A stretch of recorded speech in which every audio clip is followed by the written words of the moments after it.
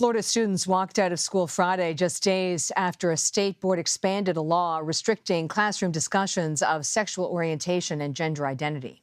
Organizers scheduled rallies in 4 major cities. Protesters have described Governor Ron DeSantis' education policies as, quote, an authoritarian takeover. CBS News' Mark Strassmann joins us now from Orlando. Mark, how much of Governor DeSantis' education policies really speak to sort of higher political ambitions?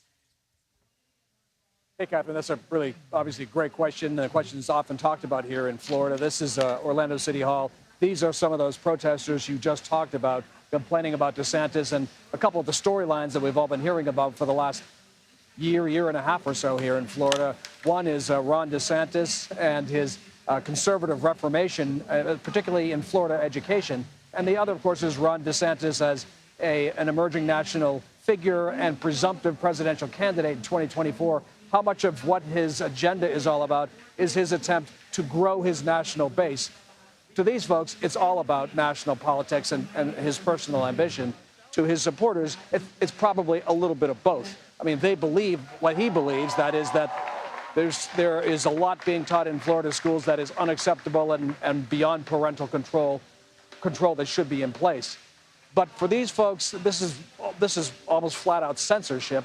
They blame DeSantis for not only skewing education, but not reaching people who are particularly vulnerable, who need to learn about who they are, what their history is all about, and are going to have a much tougher road ahead because of what he has denied them. So in the end, Catherine, it really depends on how you look at this, but the short answer is it's probably a little bit of both. That is, he's a legitimate conservative. He's got a conservative agenda. At the same time, he is, of course, an emerging national figure. So to take it a step further, is it fair to say that DeSantis is using his state as a testing ground for this national platform, conservative platform? Well, it's certainly a theory, right? Let's see what plays in Florida, which until recently I think was considered a battleground state, and now seems to be a sort of a solidly red state, given the trending in national elections, the last few national elections. And so, what can he sell here? How can he make his agenda work here as potentially a lab for going forward? Now, he's got a very strong, critics say, bullying style here. He bulldozes his way over local and state officials to get what he wants. Would he be able to do that on a national stage?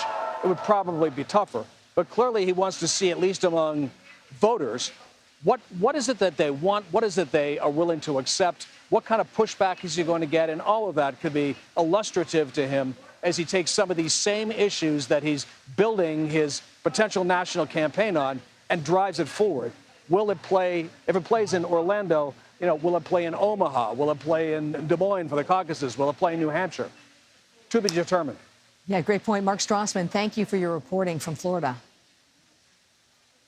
You bet.